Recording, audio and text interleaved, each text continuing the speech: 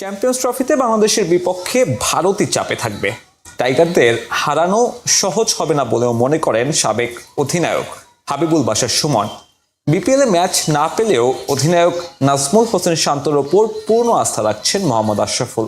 যদিও এবারের আসরে ব্যাটারদের চেয়ে বোলারদের চ্যালেঞ্জ বেশি থাকবে বলে মন্তব্য করেন জাবেদ ওমর মেলিক। এদিকে এদিনও কালো পর্দা দিয়ে চ্যাম্পিয়ন্স ট্রফির অনুশীলন করেছে ক্রিকেটাররা। ছুটি কাটিয়ে অনুশীলনে যোগ দিয়েছেন নাসুম, নাহিদ রানা ও তাসকিন আহমেদ।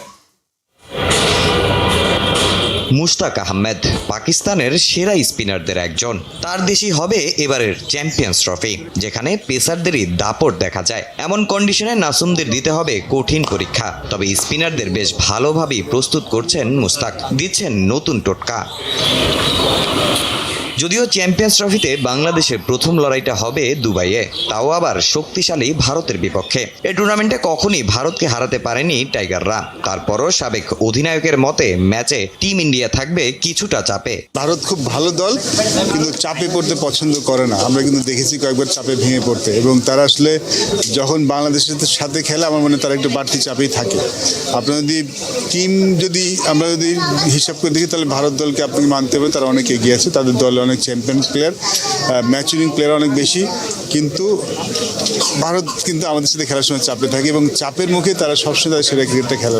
টিম ম্যানেজমেন্টের সবচেয়ে বেশি দুশ্চিন্তা নাজমুল হোসেন শান্তর অফ ফর্ম। বিপিএলও পর্যাপ্ত ম্যাচ খেলার সুযোগ পাননি টাইগার অধিনায়ক। যদিও ছন্দে ফিরতে সর্বোচ্চ চেষ্টা করছেন তিনি, তার উপর পূর্ণ আস্থা রাখছেন মোহাম্মদ আশরাফুল। শান্ত খেলতে পারেনি, হয়তো বা কী হবে, কিন্তু আমি মনে করি যে সবচেয়ে ভালো সে পারফরমেন্স করতে পারবে এই চ্যাম্পিয়ন্স ট্রফিতে। কারণ এই সময়টা সে ইন্ডিভিজুয়াল ট্রেনিং করতে পেরেছেন। 50 ওভার খেলার জন্য যেভাবে প্রিপারেশন নেওয়া উচিত, সেই প্রিপারেশনটা সে নিতে পেরেছেন। পাকিস্তানের মাটিতে গতির ঝড় তুলে আলোচনায় এসেছিলেন নাহিদ রানা। ভারতের বিপক্ষেও দুর্দান্ত পারফরমেন্স দেখিয়েছেন ডানহাতি এই পেসার। হেড কোচ ফিল সিমন্সেরও তাকে নিয়ে অনেক আশা। তাসকিন সাকিবের ওপরও ভরসা রাখছে টিম ম্যানেজমেন্ট। যদিও মেগা আসরে তাদের সামনে চ্যালেঞ্জ থাকবে অনেক বেশি। ব্যাটিং নিয়ে আমি মনে হয় না এই পাকিস্তান চ্যাম্পিয়ন বাড়ির থাকবে, কেন তক্তা উইকেটে বলি, খুব ভালো উইকেট হবে। সবচেয়ে বড় চ্যালেঞ্জ আমার বোলারদের ক্ষেত্রে। আপনি যদি দেখেন ওয়েস্ট ইন্ডিজে আমরা একদম তক্তা উইকেট পেয়েছি, আমরা টপ রান করেছি, কিন্তু আমরা অনায়াসে হেরে গিয়েছি। বাট আমার ব্যাটিং নিয়ে এই সিরিজ এত ভোগাবে না, বাট বোলিংটা খুব চ্যালেঞ্জিং হবে। যে উইকেটে হোক, এখন তাসকিন অনেক লেবার বোলিং করে, অনেক বুদ্ধি নিয়ে বল করে। মুস্তাফিজ আছে, তাজিম সাকিব আছে, আশা করি সবাই ভালো বল করবে। এদিকে এদিনও কালো পর্দা দিয়ে অনুশীলন করেছে টাইগাররা। চ্যাম্পিয়ন্স ট্রফির অনুশীলনে প্রথমবারের মতো যোগ দিয়েছেন নাসুম আহমেদ, নাহিদ রানা, তাসকিন আহমেদরা। ছুটি কাটিয়ে এখনো ফেরেননি মেহেদি মিরাজ ও পারভেজ ইমন। আর বরিশালে বিপিএলের ট্রফি উদযাপনে যাওয়ায় অনুশীলনে ছিলেন না স্কোয়াডে থাকা শান্ত, রিশাদ, মুশফিক ও মাহমুদুল্লাহ। এদিকে বরিশালের বিপিএলের ট্রফি সেলিব্রেশনে সমর্থকদের ভিড় দেখে হতবাক তামিম ইকবাল। সামাজিক যোগাযোগ মাধ্যমে ফরচুন বরিশালের অধিনায়ক বলেন, জীবদ্দশায় এত মানুষ একসঙ্গে দেখেননি। তার ধারণা অন্তত 1.5 থেকে 2 লাখ দর্শক ছিলেন সেখানে। খুব বেশি সময় দিতে না পারায় দুঃখ প্রকাশ করেছেন শিরোপাজয়ী ক্যাপ্টেন। আমার লাইফে I have to tell you this, আমার লাইফে আমি এতগুলা মানুষ একসাথে দেখিনি।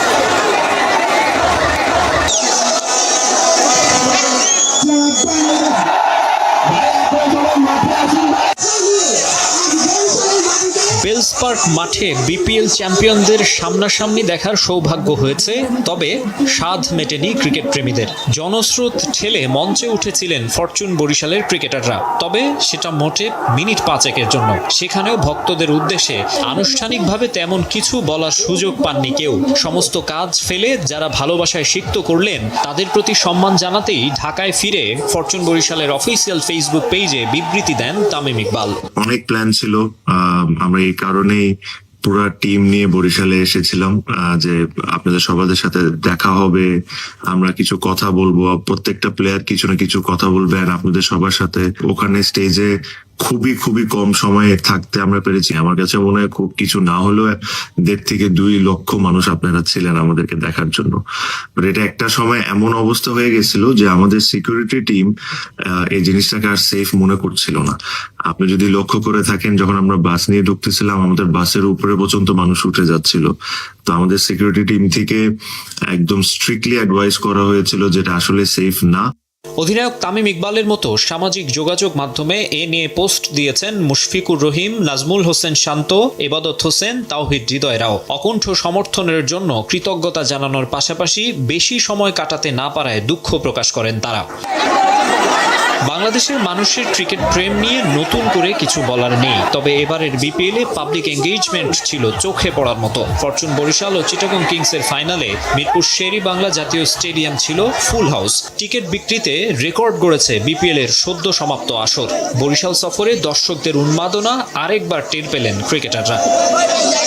ট্রফি নিয়ে বিপিএল ফ্র্যাঞ্চাইজিগুলোর এলাকা ভিত্তিক ট্যুরের ঘটনা এই বছরই প্রথম দেখা গেল। গ্লোবাল সুপার লিগ আর 2017 সালে জেতা বিপিএল শিরোপা নিয়ে রংপুর সফরে দারুণ সময় কাটিয়েছে রংপুর রাইডার্স। অতিরিক্ত মানুষের চাপ সামাল দিতে হিমশিম খেতে না হলে আরও উপভোগ্য একদিন কাটাতে পারতেন শিরোপাজয়ী ফরচুন বরিশাল ক্রিকেটাররাও। অতিরিক্ত দর্শক চাপে পণ্ড ফরচুন বরিশালের শিরোপা উৎসব। নগরের বেলস পার্কে সমর্থকদের ভিড়ের কারণে স্টেজ পর্যন্ত ক্রিকেটারদের গাড়ি আসতে অপেক্ষা করতে হয় দীর্ঘ সময়। এরপর ক্রিকেটাররা স্টেজে উঠলে নিরাপত্তা বেষ্টনী ডিঙিয়ে মঞ্চের কাছে সমর্থকরা চলে আসেন। ফলে দ্রুতই অনুষ্ঠান শেষ করে বিশেষ প্রোটোকলে সেখান থেকে সরিয়ে নেওয়া হয় ক্রিকেটারদের। এর আগে সকালে চার্টার্ড ফ্লাইটে ঢাকা থেকে বরিশাল যান তামিম, মুশফিক, রিয়াদরা। বরিশাল থেকে সালাউদ্দিন আল মামুনের ক্যামেরায় মাহবুব রিমনের রিপোর্ট। এই ট্রফিটার জন্য কতই না অপেক্ষা। দূর থেকে হলেও নায়কদের যে এক নজর দেখা যায়। বেলস পার্ক যেন লাখো মানুষের জনসমুদ্র। ঘড়ির কাঁটায় সময় পেরোয়, কিন্তু ভিড় ঠেলে টিম বাস স্টেজে আসতে পারছে কই। পথে আটকা ঘন্টা খানেকের বেশি। সমর্থকদের ভালোবাসা কিছুক্ষণের মধ্যে রূপ নেয় বিশৃঙ্খলায়। লাখো মানুষের আবেগ সামাল দিতে পারেননি আয়োজকরা। শেষমেশ স্টেজে ওঠেন মুশফিক, রিয়াদ, রিশাদরা, কিন্তু মিনিট তিনেকের বেশি থাকতে পারেননি। চরম হট্টগোল, হই হুল্লুর, নাজেহাল অবস্থা। তবুও জাতীয় দলের তারকা ক্রিকেটারদের এক নজর দেখাতেই তৃপ্তি। বিপিএল এর ব্যাক টু ব্যাক চ্যাম্পিয়ন বলে কথা। তামিমরাও ট্রফি উঁচিয়ে ধরে জবাব দিলেন সেই ভালোবাসার। এটা আমার কাছে বড় একটা পাওয়া, আর আমি মূলত আসার কারণ হচ্ছে তামিম ভাইয়ের কাছে একটা অটোগ্রাফ নিব। তামিমের জন্য আমরা তামিমের বিগ ফ্যান। নেক্সট টার্গেট 26 সালের ট্রফিটা আমাদের হতেই হবে। আমরা বিপিএল এর ট্রফিটা পুরোপুরি আমাদের সম্পত্তি বানিয়ে নিতে চাই। এই বরিশাল স্টেডিয়ামকে আন্তর্জাতিক মানে উন্নীত করে বিপিএল এর খেলা এই বরিশালে যাতে দেওয়া হয়। এখানে জনসমুদ্র হয়ে গেছে। এত মানুষ যদি হইতো খেলা দেখার জন্য আরো বেশি মানুষ হবে। এর আগে বিশেষ বিমানে টানা 2 বিপিএল শিরোপাকে সঙ্গী করে বরিশালে বাংলাদেশের চ্যাম্পিয়নরা। পথে পথে উৎসুক জনতার ঢল, হাত নেড়ে অভিবাদন, এক আবেগ ঘন পরিবেশ। তবে শেষ পর্যন্ত ভক্তদের পাগলামিতে ভেস্তে যায় কনসার্টের পরিকল্পনা, ভেস্তে যায় আরো অনেক আয়োজন। কিন্তু ভালোবাসার কাছে ওসব যে নস্যি। দিন শেষে ভালোবাসাই তো আসল। বরিশাল ক্রিকেটের শহর, বরিশাল বিপিএল এর শহর। প্রমাণ করে দেয় ক্রিকেট ভালোবাসেন। একটা বিপিএল ফিরুক বরিশালে। স্পোর্টিং উইকেটে ব্যাটাররা যেন বড় রান সংগ্রহ করতে পারেন এবং সে রান কিভাবে বোলাররা ডিফেন্ড করবেন তাতে অভ্যস্ত করতে এবারের বিপিএল এর রান সহায়ক উইকেটের পরামর্শ দিয়েছিলেন বিসিবি সভাপতি ফারুক আহমেদ, যা চ্যাম্পিয়ন্স ট্রফিতে টাইগারদের সহায়তা করবে বলেও মনে করেন তিনি। এদিকে শিগগিরই সচল করা হবে বিসিবির ওয়েলফেয়ার অ্যাসোসিয়েশন, যার মাধ্যমে আর্থিকভাবে খারাপ সময়ের মাঝে থাকা সাবেক ক্রিকেটার, কোচ, আম্পায়ার, কিউরেটর কিংবা সাংবাদিকদের সহযোগিতা করবে বিসিবি।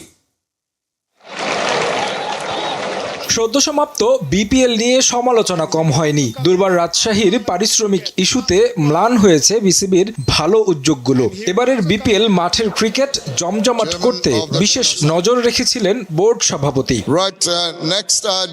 গেল ওয়েস্ট ইন্ডিজ সিরিজে সেন্ট কিটস অ্যান্ড নেভিসে 300+ স্কোর করেও ম্যাচ হেরেছিল শান্তর দল। বোর্ড সভাপতি সেই ম্যাচ দেখেছেন মাঠে বসেই, তাই ব্যাটিংয়ে বড় স্কোর গড়া এবং সেই স্কোর যেন বোলাররা ডিফেন্ড করতে পারেন তেমন উইকেট চেয়েছিলেন ফারুক আহমেদ, যার ফলস্বরূপ এবারের বিপিএল এ হয়েছে রান উৎসব। একটা ইনস্ট্রাকশন দিয়েছিলাম কিউরেটরকে। আমি সেন্ট কিটস এন্ড নেভিসে গিয়েছিলাম খেলা দেখতে, 3টা ওয়ানডে দেখেছিলাম। 322, 295 করে আমরা হেরেছিলাম 2টা ম্যাচ। মানে কোনো কম্পিটিশন হয় নাই। সো দুটো জিনিস মাথায় খেলেছে আমার, যে ভালো উইকেটে বেশি রান করার একটা অভ্যাস করতে হবে, ভালো উইকেটে বোলারকে আমরা ভালো বল করে ওইটা রেস্ট্রিক্ট করবে, ওইটা খুব গুরুত্বপূর্ণ। আমরা গ্রিন টপে খেলবো, টেস্ট ম্যাচে খেলবো, এবার উইকেটে কিন্তু ল্যাটারাল মুভমেন্টও ছিল, কিন্তু বাউন্সটা খুব ভ্যারিয়েবল ছিল, মানে খুব আনইভেন বাউন্স ছিল না। এদিকে অসচ্ছল ক্রিকেটার, আম্পায়ার, কোচ, কিউরেটরদের সহায়তা করতে বিশেষ উদ্যোগ নিতে যাচ্ছে বিসিবি। একটি ওয়েলফেয়ার অ্যাসোসিয়েশনের মাধ্যমে ফান্ড কালেক্ট করে সহায়তা করবে বোর্ড। আমাদের একটা ওয়েলফেয়ার আছে, একটা ডিপার্টমেন্ট, একটা ফাউন্ডেশনও, নন ফাংশনাল ফাউন্ডেশন আছে।